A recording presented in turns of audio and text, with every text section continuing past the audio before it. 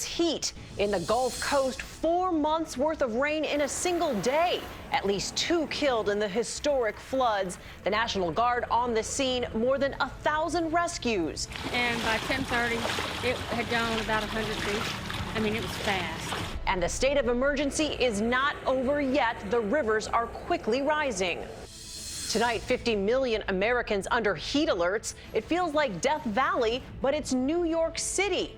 Up and down the East Coast, triple digits, that extreme heat sparking a deadly lightning strike. Donald Trump's new attack, what he now wants his supporters to do on Election Day, and it's not just to get out and vote. A crash landing, the plane demolished. How a family of 4 managed to walk away from this completely uninjured. A woman in critical condition after an alligator bite. Tonight, new details about that desperate moment and who helped pull her to safety.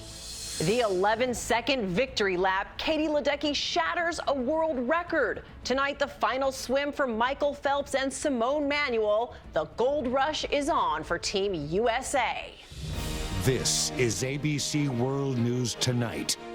Good evening, and thank you for joining us on this Saturday. I'm Cecilia Vega, and we begin with 2 major and deadly threats tonight. Dangerous heat for millions in the east, and in the deep south, historic flooding. Louisiana in a state of emergency at this hour. This is the scene near Baton Rouge. More than 2 feet of rain falling in 24 hours. Entire neighborhoods now underwater. The National Guard called in more than 1,200 rescues. Residents say they barely had time to escape. And that heat, take a look at this. The sidewalks here in New York, 136 degrees. More than 50 million Americans under a heat alert tonight. But now the biggest threat, those rivers are still rising, and they are rising fast. ABC's Philip Mena starts us off from hard-hit Baton Rouge. Tonight, floodwaters ravaging Louisiana. And after hundreds of high water rescues, tonight some are still stranded. You're okay.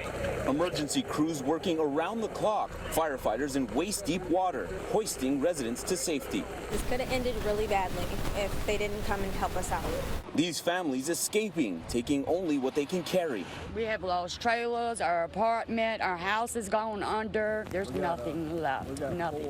Louisiana in a state of emergency after record torrential rainfall. The hardest hit, Livingston, drenched with 21 inches in 24 hours. 3 people still missing and 2 dead, including a man who was swept away from his home. My son came pick us up, get us out the water, and he fell. Then me and my son and another guy tried to get him, but it was too late.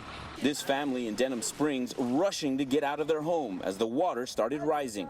How quickly did the water rise here? Like in 10 minutes. All this happened in the last 10 minutes. The only way in and out of the flood zone, by boat. The water rising all the way up to the window in these homes. Mailboxes barely peeking out. To give you an idea just how deep and dangerous these waters are, look at that stop sign, that street sign, and that car right around the bend, almost completely submerged. We got you, man. Sorry to see y'all go through this, man. In Baker, Police Chief Carl Dunn working non-stop to rescue anyone he can. Big Chief, been out here all night. You got some families to go get. Come on, ma'am. We got you. Ma'am, come on, sit back here with me. Tonight, some residents still trapped. Major highways closed, and authorities urging people to stay off the road. If the sign says road closed, it's there for a reason. Cecilia, 2 hours ago, you could actually see the pavement in this neighborhood, and now just look at it. Residents here are evacuating as quickly as they can. There are still some here who are refusing to leave, even though the water is quickly rising. Cecilia? And an absolutely incredible scene there, Philip. Thank you. We want to turn next to that extreme heat baking so much of this country, the Northeast, right in the bullseye. Here in New York, the temperatures more typical of the desert than the city. A triple-digit heat index all over. Take a look. Washington, D.C. feels like 114 with the humidity. New York, 110. Even Hartford, Connecticut at 113. And from the Carolinas to New England, there will be no relief this weekend. ABC's Marcy Gonzalez is out testing the temperatures, and wait until you see what she found. Tonight, a brutal heat wave blanketing the East Coast. This is ridiculous. The heat's really killer. It just feels like an oven. It's especially sweltering in major cities, with skyscrapers and streets absorbing and radiating the heat. New York City under its first excessive heat warning in 3 years. Checking the reading, the temperature here 105 degrees, but as you get closer to the sidewalk, it's more than 20 degrees hotter. While here in Central Park, some relative relief at 90 degrees. Temperatures like this are not only uncomfortable, they're dangerous, sparking storms and lightning. Multiple patients struck by lightning, Mansion Square Park. A deadly strike in Poughkeepsie, New York Friday, killing 1 man and injuring 4 others. He got blown off the bench and his heart stopped. And this year already, at least 27 children have died after being left in hot cars. In this Texas parking lot Friday, a 6-month-old losing his life. And with this heat, experts say to, of course, stay hydrated and to try to stay inside between 10 a.m. and 4 p.m. Those are the most dangerous hours to be out in these temperatures. Cecilia? Good advice, Marcy. Get inside. Thank you. Let's bring in ABC senior meteorologist Rob Marciano tracking it all. Okay, Rob, any relief in sight? Not for several days, Cecilia, unless you get a thunderstorm that cools you off with some rain, but that's not a bargain either. Another group sent to the hospital today because of a lightning strike, this time in Lake George. This time it's 4 people. Radar showing a cluster of thunderstorms. Some of these have been severe today across the Northeast, and that will continue until the sun goes down. And tomorrow it's going to be hot and humid again. Heat indices up and over 100 degrees from D.C. Now, Boston, you're getting into the party as well. The other big story is the flooding. That shield of rain refuses to move west of the flood zone in Louisiana. And then some of this is going to stream northward. We have flood watches now across parts of the Midwest until Tuesday. Cecilia? Okay, Rob, you get inside, too. Thank you. We want to turn to the race for the White House now and a new call to action from Donald Trump. He is telling his supporters to go out and vote on Election Day, but to not stop there. He wants them to be on the watch for cheating. This comes after Trump said that if he does not win Pennsylvania, it's because the system is rigged. ABC's Mary Bruce has more. Tonight, Donald Trump with a message to Pennsylvania voters. If he loses there, it will be because Hillary Clinton played dirty. The only way we can lose, in my opinion, I really mean this, Pennsylvania, is if cheating goes on. I really believe it.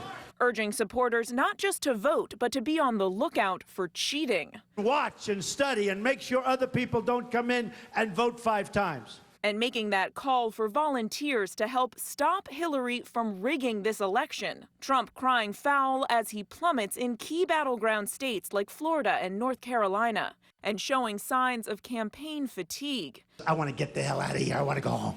He's giving voters whiplash, flip-flopping on his claim the president and Clinton founded ISIS. So I said, the founder of ISIS. Obviously, I'm being sarcastic. Then, but not that sarcastic, to be honest with you. I've been saying, and I'll keep saying because it's true, but somewhat sarcastically, I've been saying he's the founder of ISIS, and I say she's a close second.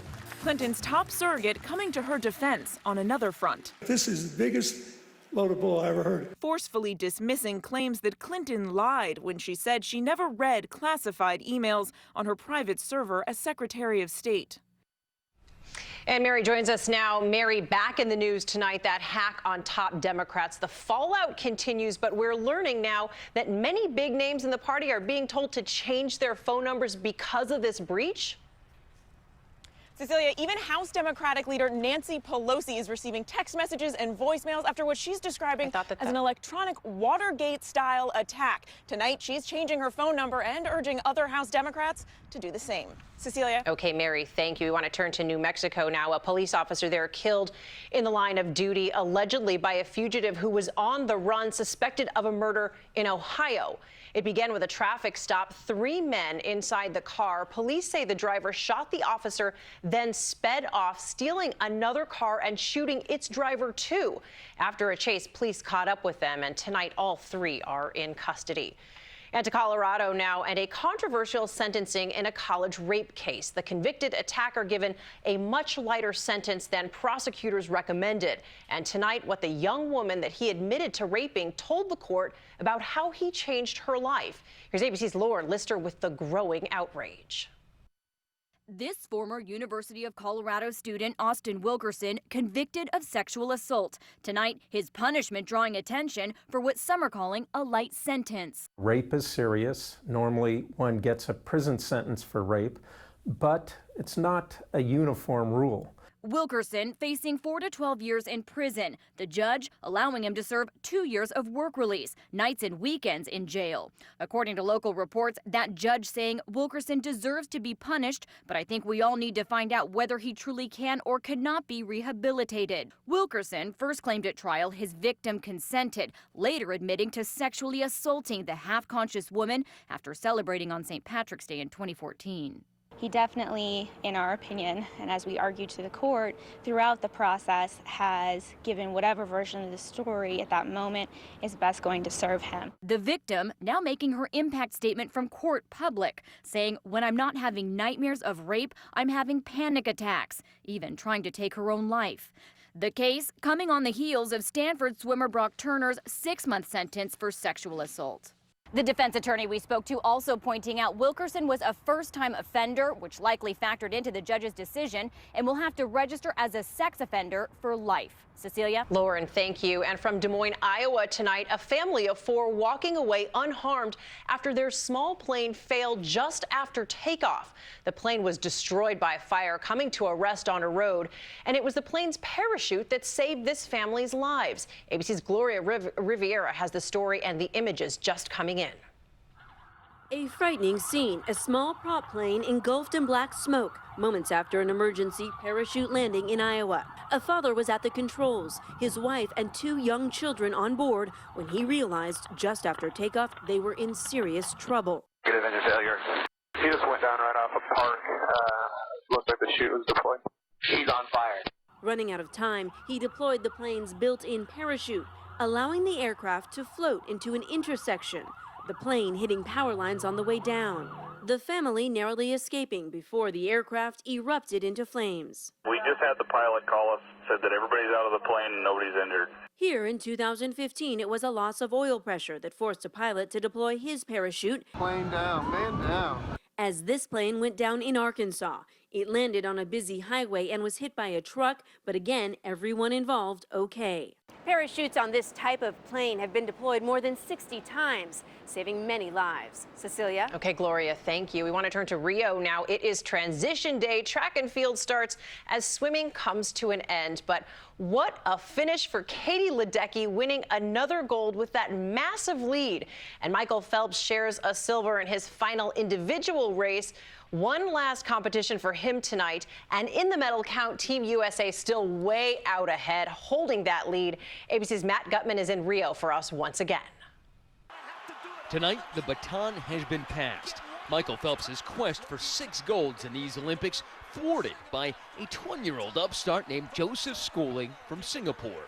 Phelps losing decisively, the most decorated medal winner in Olympic history, sharing the silver medal stand with 2 others. The gold medal Singaporean in awe of the idol he took this picture with at the 2008 Olympics in Beijing. And an even younger idol created in Rio, Katie Ledecky, already with 4 medals around her neck, torpedoing through the 800-meter freestyle. So far ahead, it seemed she was swimming the wrong way, besting her own world record for another gold. You win the race. You touch the wall, you're 11 seconds ahead of the next competitors. I mean, that is a long time in sports. Can you tell us a little bit more about what was going through your mind? It's nothing different than any other time. I think throughout the race, I was just appreciating every moment of competing at the Olympics. Hasn't been all gold in the pool. Some of it has been emerald. The diving pool has been green all week, organizers now admitting it was algae, acknowledging they put the wrong chemicals in. And as track and field opens to a mostly empty stadium, history being made. Michelle Carter becoming the first American woman ever to win gold in shot put, and feats of Herculean strength run in the family. Her father won silver in the event in 1984, becoming the first father-daughter duo to medal in U.S. history. Also on the track, speed. The 100-meter heats, American Justin Gatlin easily winning his heat, and Usain Bolt showbolting again, almost taunting his opponents in his quest for a 3rd consecutive gold in the 100. And Michael Phelps sending out a Facebook message tonight saying this is it. Tonight will be his final Olympic swim. But as Katie Ledecky told us earlier today, he's got nothing left to prove, and it could take decades before anybody eclipses his 22 gold medals. Cecilia. We are all cheering them on, Matt. Thank you. And there is still much more ahead on World News Tonight this Saturday. A woman in intensive care after an alligator attack. She nearly lost her hand when she reached into the water in the Everglades. New details tonight about how she survived and who pulled her to safety. Plus, the teenage boy stranded on a popular hiking trail. The race to save him caught on camera. And the little gymnast that could, trapped after a tornado tore through their gym. Tonight, they are back on the mat, and watch out, Simone Biles. ABC World News Tonight, brought to you by Aleve.